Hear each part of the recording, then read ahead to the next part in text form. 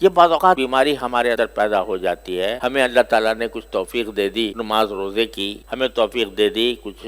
بزرگوں سے تعلق قائم ہو گیا، ہمیں توفیق دے دی کہ ہم مسجد میں آنے لگے، تو اب ساری دنیا کو سمجھتے ہیں یہ سب جہنمی ہے جو دنیا میں پھر رہے ہیں نا، بازار میں جب لے کے نکلتے ہیں دیکھتے ہیں کہ بھئی وہ ادھر پھر رہا ہے ادھر پھر رہا ہے، اور یہ کوئی فلاں گناہ میں مبتلا ہے، یہ فلاں گناہ میں مبتلا ہے، مسجدوں میں نہیں آ رہے، تو دماغ میں یہ آ جاتا ہے کہ یہ سب جہنمی ہیں اور ہم جنتی ہیں، اس واسطے کہ ہم مسجد میں جاتے ہیں، ہم نماز پڑھتے ہیں، ہم اللہ کا نام لیتے ہیں۔ خوب سمجھ لو کہ جس دن یہ خیال آ گیا کہ میں ان سے افضل ہوں، اس دن تمہارے سارے اعمال حقارت ہو۔ افضلیت کا معیار سوائے اللہ تبارک و تعالیٰ کے آخری فیصلے کے کسی کوئی نہیں کر سکتا، اس واسطے یہ تکبر ہے، یہ عجب ہے، یہ خود پسندی ہے کہ اپنے آپ کو تو مقدس سمجھو اور دوسرے لوگوں کو فاسق و فاجر کہہ کر اور ان کو برا بلا سمجھو، اور سمجھو کہ یہ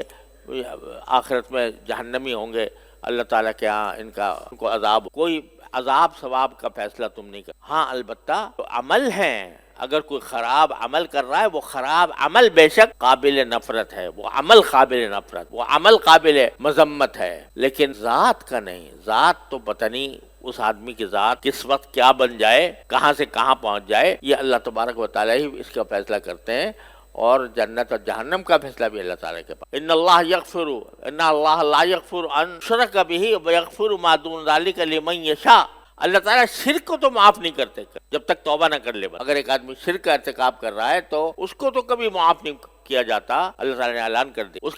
کو میں معاف نہیں کروں گا جب تک کہ وہ توبہ نہ کر لے۔ لیکن اس سے کم تر جو شرک سے کم تر جو گناہ ہے، وہ اللہ تعالیٰ جس کو چاہتا ہے معاف کر دیتا ہے، جس کو چاہتا ہے معاف کر دیتا ہے۔ کیا معنی؟ کہ توبہ کے بغیر بھی معاف کر دیتا، توبہ کر کے تو ہر ایک کی معافی ہو جاتی ہے۔ یہ کھلا اعلان ہے اللہ تعالیٰ کی طرف سے، جو کتنا بڑا بھی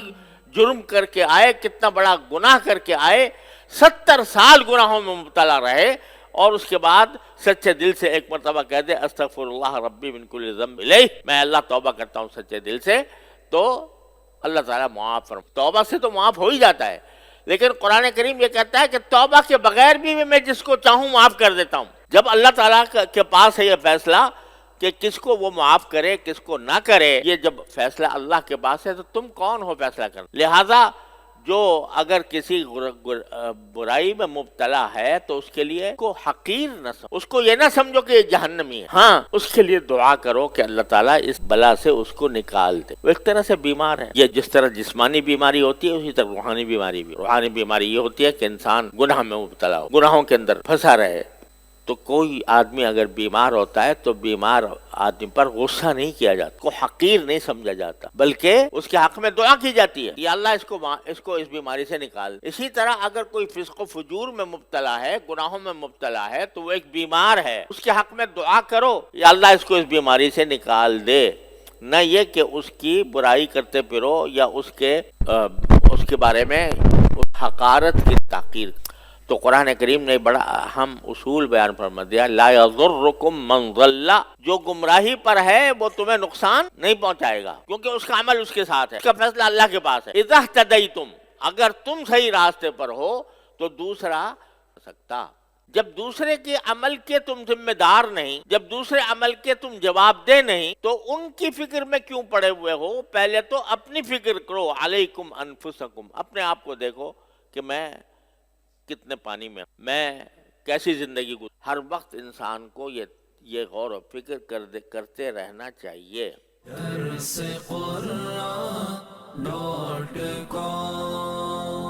www.darsequran.com